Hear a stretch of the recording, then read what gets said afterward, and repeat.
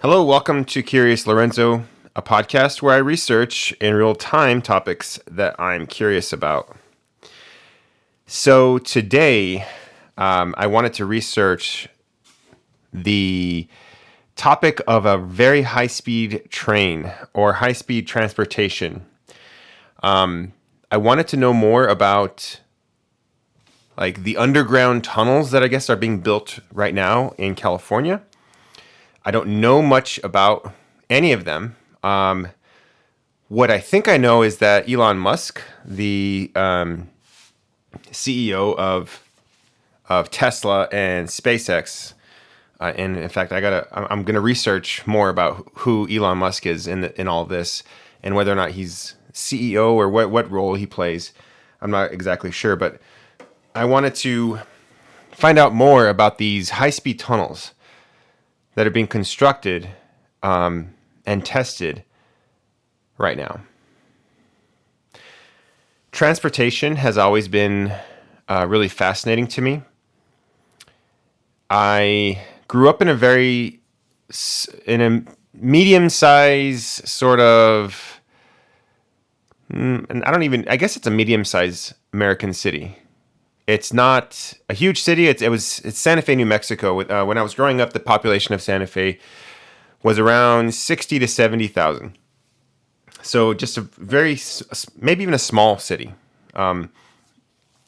But growing up in this town, I paid close attention as a kid to how traffic moved and the different types of roads and traffic signals and how people were getting from point A to point B.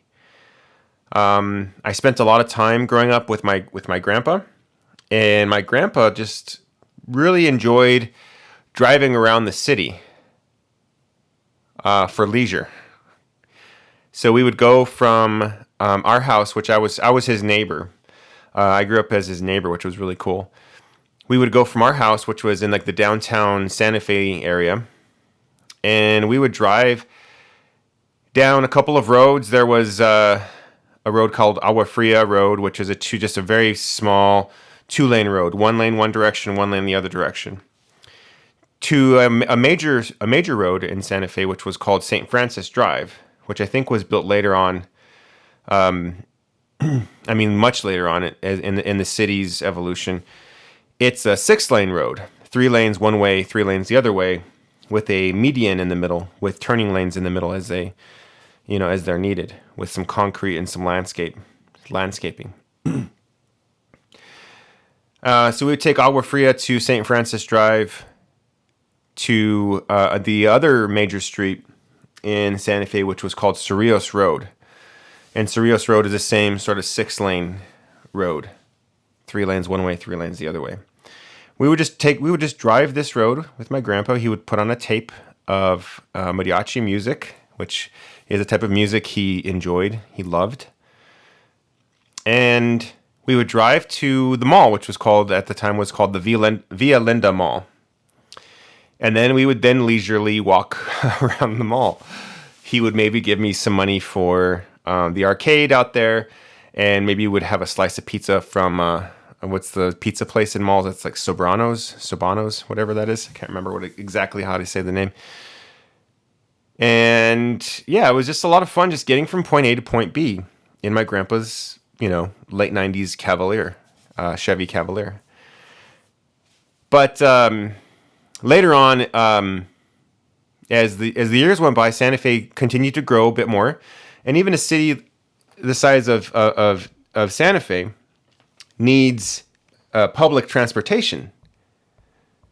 So I remember as a kid, there was a new bus line that was introduced to the city, and they called it Santa Fe Trails because I guess there's the popular Santa Fe Trail, which was from Missouri to Santa Fe, back in the 1850s, I guess, similar to the Oregon Trail, but it was the Santa Fe Trail.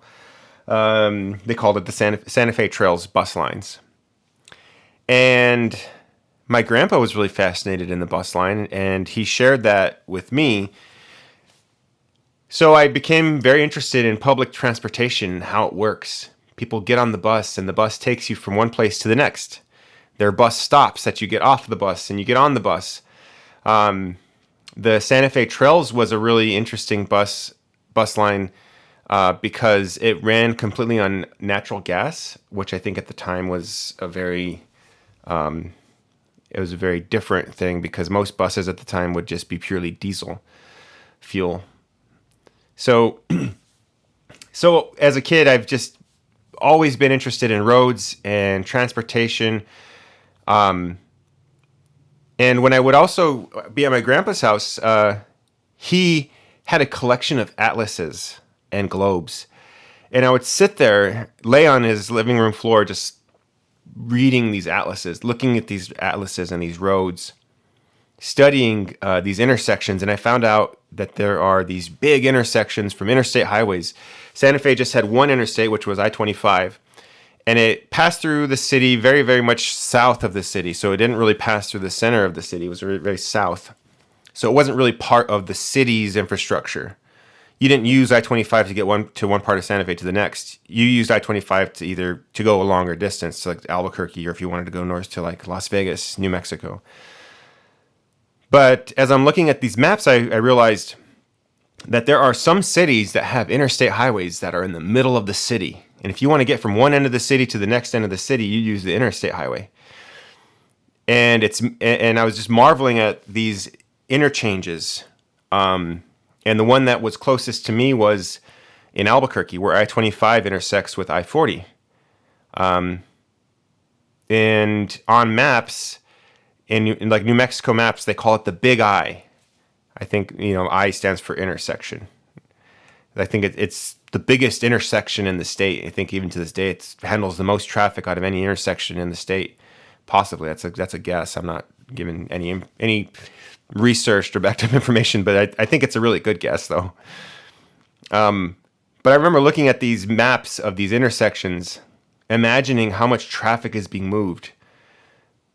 You're going westbound. You want to go northbound, you can do that. There's a ramp. Or if you want to go southbound to eastbound, there's a ramp for that. Or if you want to continue south, you can do that. The intersection dictates and can allow you to travel in any which direction.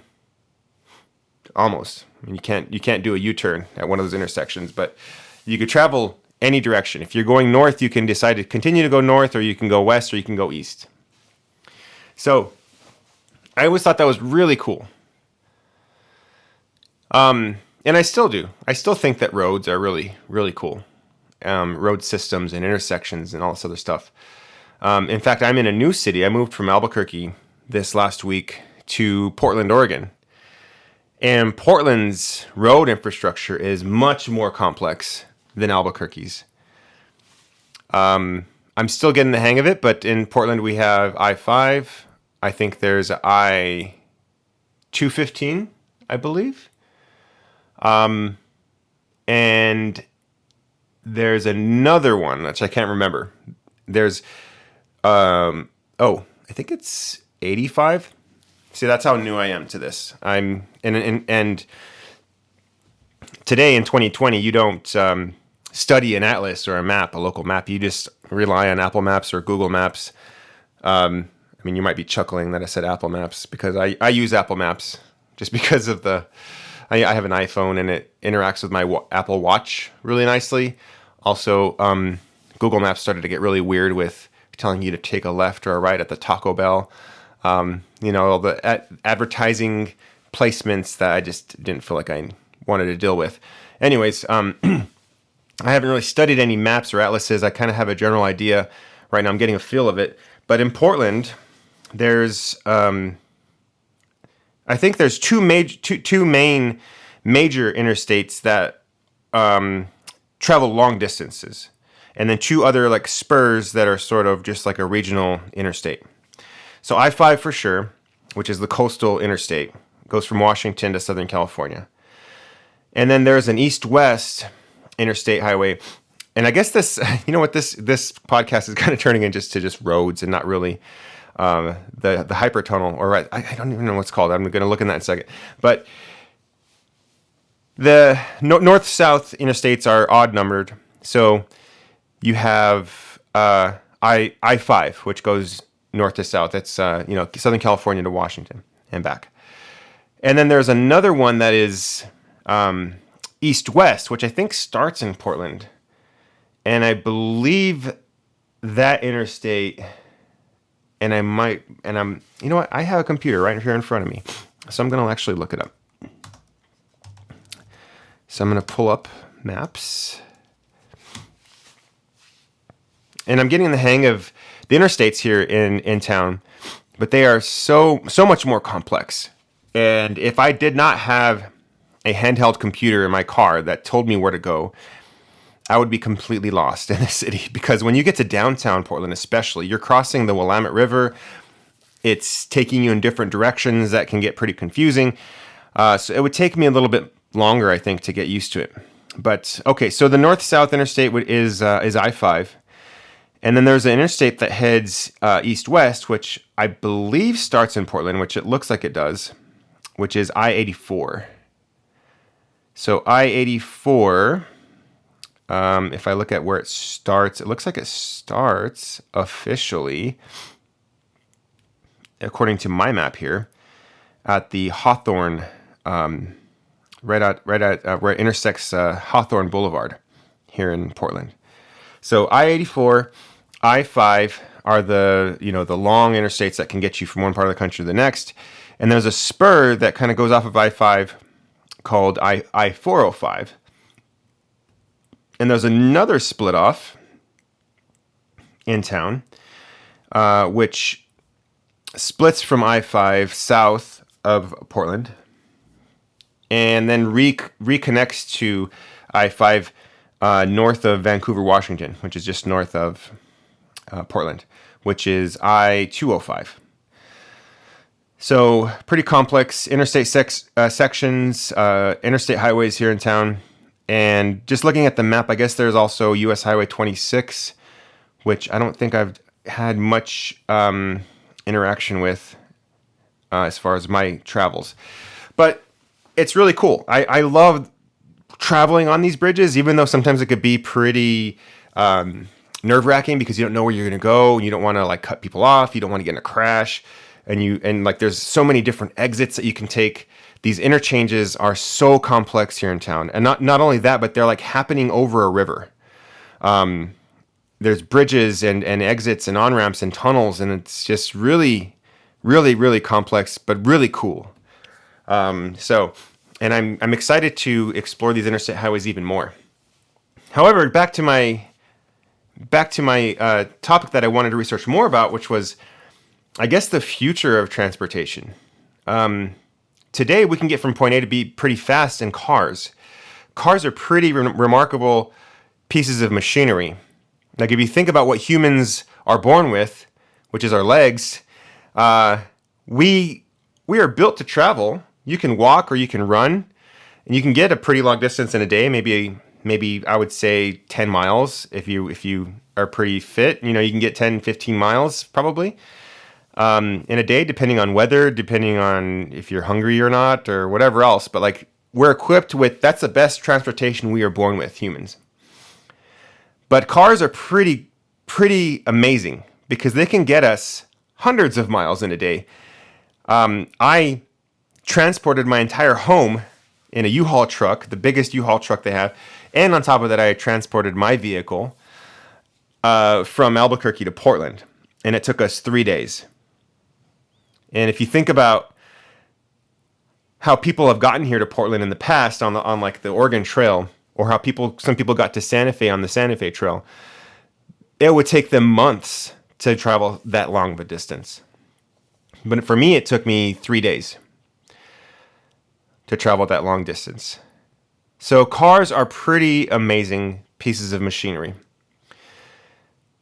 But I wanted to find out more about the future of transportation in this hyperspeed tunnel from Tesla. So I don't even know what it's called. That's what this podcast is about. I'm going to research this real time.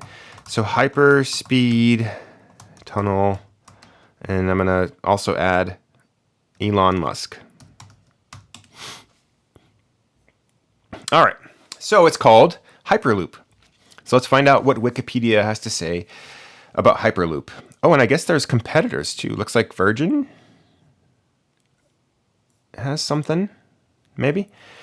I'm going to look at that in a second. But Hyperloop is the first thing that comes up.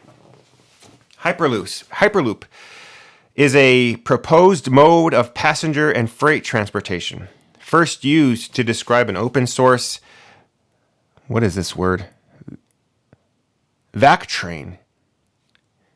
So I have to find out more what a vac train is. So a vac train is a proposed design for very high speed transportation. It is a maglev line, so uses magnets, using partially evacuated tubes or tunnels, so it's in a vacuum, so there's no air resistance. That's cool. So tubes or tunnels, reduced air resistance could permit vac trains to travel at high hypersonic speeds with relatively little power, up to 6,400 to 8,000 kilometers per hour, or 4,000 to 5,000 miles per hour. Holy crap, that is fast. That is insane. All right, so I already found out some really cool information just reading this first paragraph. So there are these tunnels or tubes that are put in a vacuum. Basically, all the air is sucked out of these tubes. I guess maybe it says partially, so maybe some of the air. So in the air, like that's part of traveling at high speeds. You have to deal with is the air resistance. The air in front of you, even though you can see through it, is filled with lots of matter. There's oxygen, there's carbon dioxide, and mostly nitrogen. And there's air resistance that is in your way when you're traveling. And especially, I guess, when you get at a higher speed, that air resistance is pushing back, on whatever vehicle is traveling through it. But if you can take the air out, you can, I guess, travel at high speeds, and then you can also be super efficient because you're not worrying about that air resistance. So this is really neat idea. All right, so let's go ahead and continue. So open source vac train design released by a joint team from Tesla and SpaceX. So Tesla and SpaceX, I know Elon Musk has his hand in both of those companies. Although the vac train concept was first proposed by Robert Goddard in 1904. Wow, so it's been in people's minds to have a vac train since 1904, so over 100 years. So if I hover over that reference for Robert Goddard, 1904, there's a article, "The Future of Transportation," or the Future of Transport, No Loopy Idea, which was in The Economist, and it was printed on the 17th of August, 2013. So, pretty neat. Hyperloop is described as a sealed tube or systems of tubes with low air pressure through which a pod may travel substantially free of air resistance or friction. The Hyperloop could potentially convey people or objects at airline or hypersonic speeds while being energy efficient compared to existing high-speed rail systems. This, if implemented, may reduce travel times compared to train and airplane travel over distances of under approximately 1,500 kilometers or 930 miles. So you can basically get from point A to point B faster and more efficiently than you could on a high-speed train or an airplane. And you can get there faster too. So that's really cool. All right, so I'll keep reading. Elon Musk first publicly mentioned the Hyperloop in 2012. 2012. His initial concept incorporated reduced pressure tubes in which pressurized capsules ride on air bearings driven by linear induction motors and axial compressors. So air bearings so there's a lot of engineering going on in here. Air bearings are fluid bearings that use a thin film of pressurized gas to provide a low friction load-bearing interface between surfaces. So bearings, and I know, my first introduction to the word bearing was in skateboarding. I used to skate back when I was in high school, and the bearing is basically what allows the wheel to turn. And you have bearings, and any sort of wheel that you have has bearings. So like your car has bearings, Your bike has bearings, your skateboard, of course. So these air bearings allows, I guess, the surface to have a low friction, and without any actual touching friction. So there's the surfaces don't touch. Okay, so air bearings, linear induction motors. So this is way above my head. I'm not even going to go into that. Linear induction motors. I'll just read the first sentence of what that is an alternating current asynchronous linear motor that works by the same general principles as other induction motors, but is typically designed to directly produce motion in a straight line. Okay, sure. Next, and it says axial compressors. An axial compressor is a gas compressor that can continuously pressurize gases. It is a rotating airfoil-based compressor in which the gas or working fluid principally flows parallel to axis of rotation or axially. So yeah, a lot of engineering, a lot of moving parts. Looks like it's, just the general design is to be as efficient as possible to get the most power, to the pod as possible, using the least amount of energy and reducing the amount of friction that you can have, whether it be air friction or moving parts friction, everything else that goes along with friction. Because if there's friction, the more friction you have, the less efficiency you have in your movement. All right. So let me read this next paragraph. The Hyperloop Alpha concept was first published in August of 2013, proposing and examining a route running from the Los Angeles region to the San Francisco Bay Area, roughly following the Interstate 5 corridor, which I was just talking about.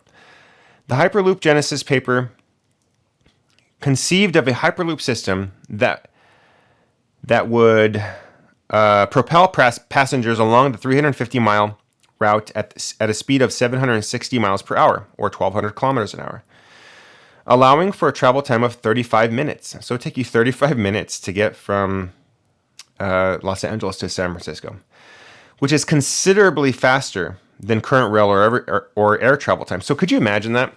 I'm just imagining, I'm deciding that, I want to live in San Francisco, but I want to work in Los Angeles. Something like this would make that possible.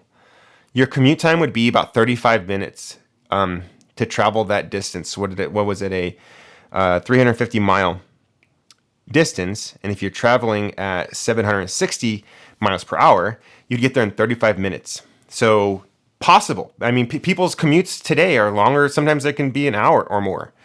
So that's totally plausible. Preliminary cost estimates for this LA to San Francisco, for this LA to SF, suggested route were included in the white paper, US $6 billion for a passenger-only version, $7.5 billion for a somewhat larger diameter version transporting passengers and vehicles. Transportation analysts have doubts that the system could be constructed on that budget. Some analysts claim the Hyperloop would be several $1 billion over budget, taking into consideration construction, development, and operation costs. So I guess there's some dispute as to how much it would cost, but it would be in the billions of dollars. And it would be even more if they want to be able to make it a bigger tunnel that I guess can transport passengers and vehicles. I guess these vehicles, I'm supposing that they are like freight vehicles. All right, I'll continue. The Hyperloop concept has been explicitly open sourced by Musk and SpaceX, and others have been encouraged to take the ideas and further develop them. To that end, a few companies have been formed, and several interdisciplinary student-led teams are working to advance the technology. SpaceX built an approximately 1 mile long subscale track for its pod design competition at its headquarters in Hawthorne, California. Virgin Hyperloop conducted the first human trial with Virgin Hyperloop executives Josh Giggle and Chief Technology Officer, Technology Officer, and Sarah Lucian, director of passenger experience, as the first passengers at a speed of 172 kilometers an hour or 107 miles per hour at the Virgin Hyperloop's DevLoop test site in Las Vegas, Nevada. So I guess Virgin's getting in on this as well. They did a successful test with a couple of its executives. They didn't go as fast as, what they're talking about, 760 miles per hour. They went over 100 miles per hour, which is still pretty good, I guess. So yeah, really cool ideas. And there's a lot in this. There's a lot in this article talking about, its design, how it's going to work, and the main idea, which I didn't know about it until now, which I've discovered, is that they're going to put it in a vacuum, and I'm still really kind of marveling at that. That's really cool, and I wonder. And I'm sure there's more information here about how that would happen to suck the air out of that big of a tunnel, and also how they would make it airtight. Because you have to let people board. Maybe there's like on either side of the doors there's airtight sort of gaskets that doesn't let the air out, but will allow the doors to open. I'm not sure. So really cool. Really cool thing, and I hope this starts to be something, because if and I live in Portland now, and they're talking about the proposed routes to be the I-5 corridor. I guess initially was going to be Los Angeles to San Francisco, but could you imagine if it went from Los Angeles to Seattle? That would be connecting a lot of people. So I don't know, really cool stuff, and I think I'm going to read more about this and because this article has a lot of information here. So I'm going to read more on this, kind of maybe imagine what this could be like in the future. Really cool stuff. So I'm going to take a quick break, and I will be right back.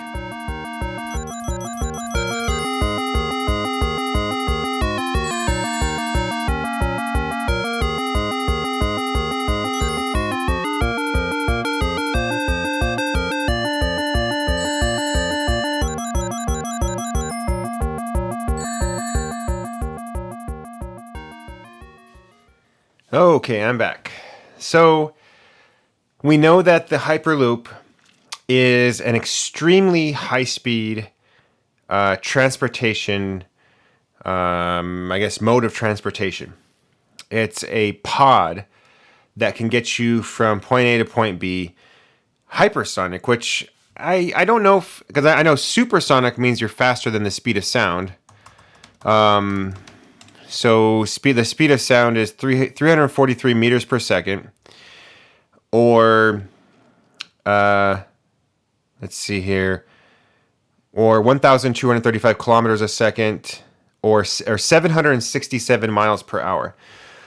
Which, by the way, side note, the test pilot, the first person to ever be supersonic, he passed away this last month, I believe.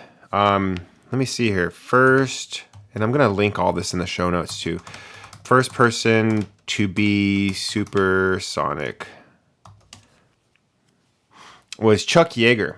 So, yeah, he was the first person to break the sound barrier, to travel faster than the speed of sound, to fly faster than the speed of sound. He died at the age of 97.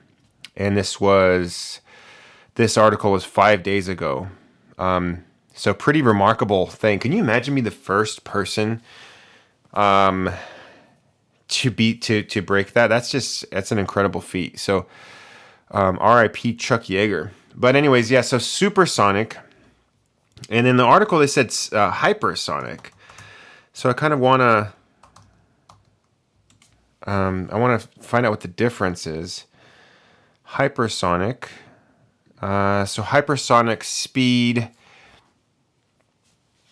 In aerodynamics, a hypersonic speed is one that greatly exceeds the speed of sound, often stated as starting at speeds of Mach 5 and above. So what is a Mach? Mach speed. So Mach is a dimensionless quantity in fluid dynamics representing the ratio of flow velocity past a boundary of the local speed of sound. M is the local Mach number. So there's a formula. M is equal to, and I guess they're Greek letters, but it's the U, Greek letter, the U over C. So M is U over C.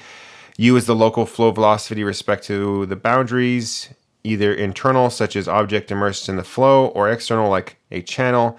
And C is the speed of sound in the medium, which in air varies with the square root of the thermodynamic temperature. So a lot of physics going on here, but so 1 Mach is equal to U divided by C. By definition, at Mach 1, local flow velocity U is equal to the speed of sound. At Mach 0.65, U is 65% of the speed of sound. So basically, I guess in the simplest terms, M is equal to speed of sound wherever you are. So hypersonic means greatly exceeds the speed of sound, often stated as starting at speeds of Mach 5 and above. So that's insanity. Supersonic, I think just means above the speed of sound. So let me see here. Supersonic. I keep thinking about that song, the Supersonic, that song. Anyways, I'm not going to sing it. Supersonic is the speed of an object that exceeds the speed of sound, Mach 1. So yeah, the Hyperloop is a supersonic and maybe even in the future a hypersonic pod traveling through tubes that have been vacated of any air or a lot of the air to make their less, to reduce the amount of friction, basically allowing these pods to travel extremely efficiently from point A to point B, moving lots of people, decreasing the size of our huge country, the United States, which is a large country, allowing people to live in different areas and work in different areas that have not typically been the case historically. So I think this would be as revolutionary as the car, in my opinion. Historically, cities have not been able to be built the way they are now if it wasn't for the car. So today, you can work 10, 15 miles, 20 miles, even more.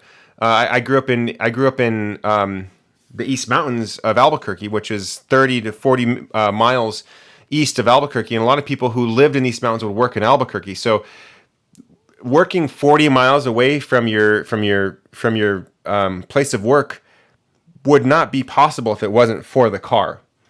And think about what this would mean for our country if you could move large amounts of people from point A to point B within hundreds of miles distances.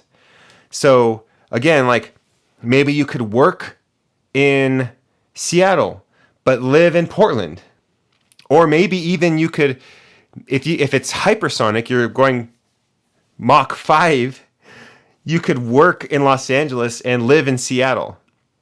So this is a pretty amazing, like revolutionary sort of form of transportation to think about this. And I could even think about families who could be connected. And if you could make this inexpensive too, I think at first it's going to be for, people who can afford this, which is, I'm going to guess, not a lot. But eventually, maybe it could be a very inexpensive way to move from one point to the next. I'm thinking about, even now, I just moved to Portland, Oregon from Albuquerque. And I'm about 2 weeks in. And I'm getting to the point where the city, the newness of the city is still there. It's not worn off completely. Everything is, there's a lot of newness to me.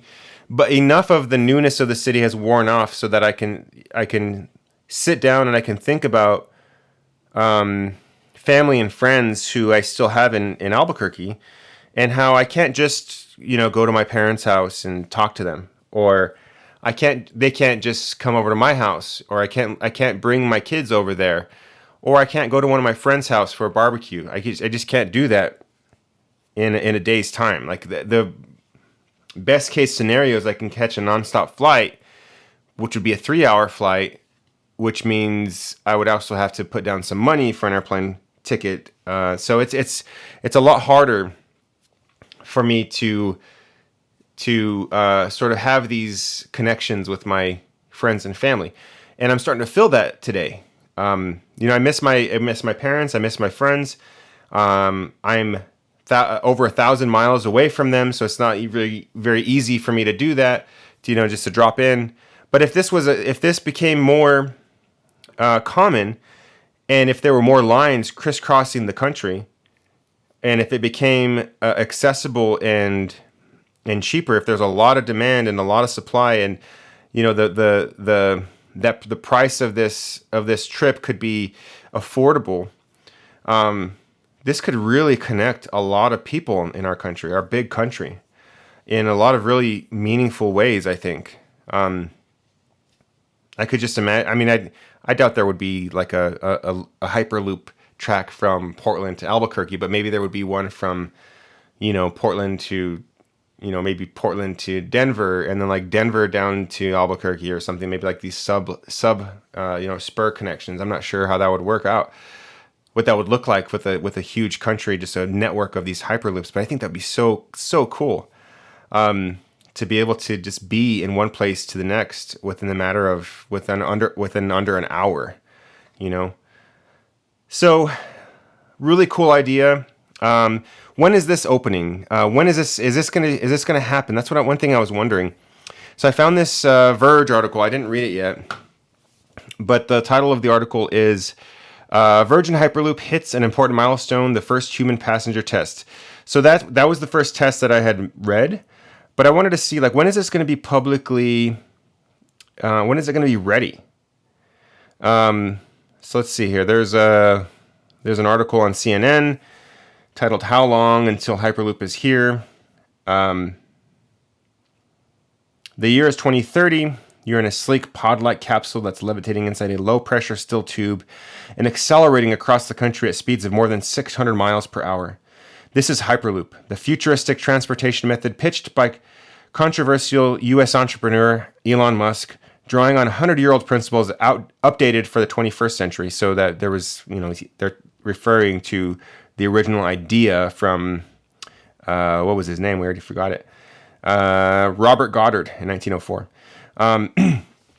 Big companies are investing serious money into projects to get Hyperloop, both literally and figuratively, off the ground, with pilot tubes being erected in Dubai's deserts and futuristic pods unveiled in European warehouses.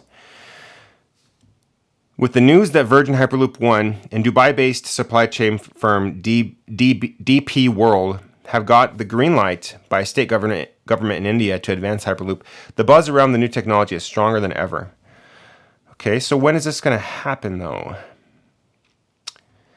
This is a good question. And I don't know when this is. Like, what are we looking at? Is this going to be 20? I guess the beginning of the article said 2030. You're in 2030. You're in a sleek pod-like capsule. I think that'd be really.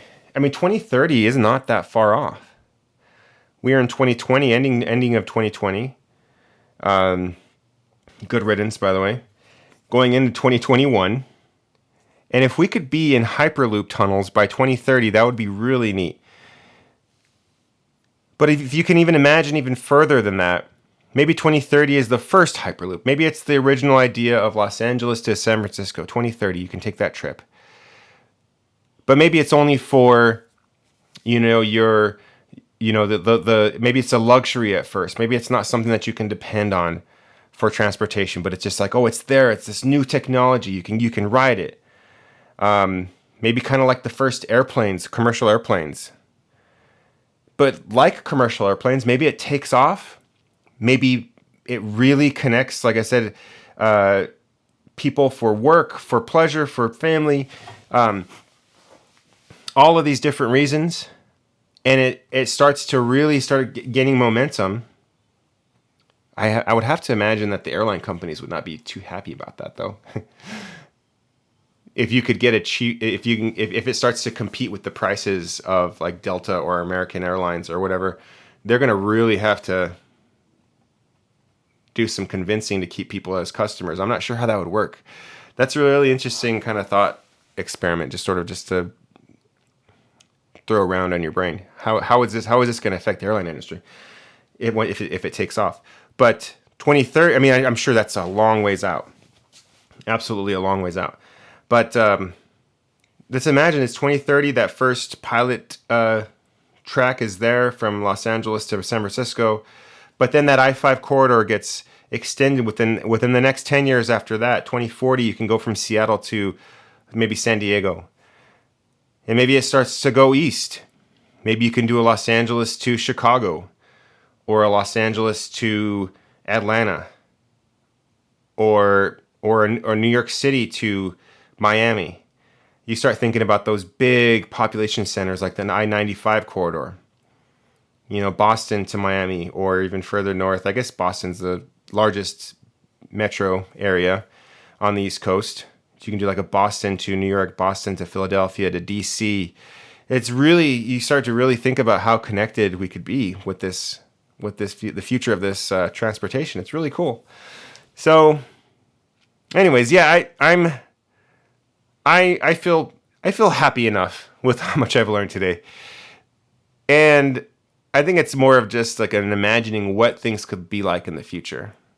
I have been really much, a lot of my thoughts have been in past and present, and I haven't really thought much about the future. But even just right now, thinking about the future, it's sort of just, it's kind of nice to think about, hey, what could happen? What could people do? What are we capable of? And even as I was starting to think about this topic, I was thinking about the beginning of transportations and cars, but even more so is like air travel. I kind of got this, I think it was like a Reddit thread where it was talking about somebody who was born in a certain time period in the 20th century, got to see the Wright brothers take their first flight. Maybe there was they got the newspaper headline, like the Wright brothers are first in flight. And then they got to see a few decades later, not only that, but they got to see air travel take off into a different, commercial route, where you're taking commercial flights from one end of the country to the next. And then even further, you have commercial jets that can take you even faster.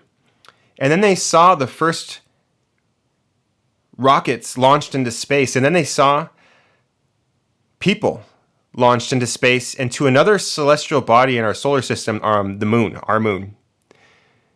How incredible would that have been to just have been born in that time period, to know of an era where there's nobody flying except for birds and bats and occasional squirrels. I think it's argued that squirrels don't fly; they glide. But anyways, like, so you are in this time period where people cannot fly. They're not flying, and then they can, and then now we're launching people into space and to the moon. Like, it's just mind blowing. So I'm hoping that maybe there's another corner that we can round where these new revolutions can be born. And there could be some sort of cooperation between humans that we can get behind something together, especially after this divisiveness that has been basically overtaking our country over the last 4 to 15 years or whatever it is, especially the last 4. But that's all I have. Thanks for hanging out. Thanks for being curious with me.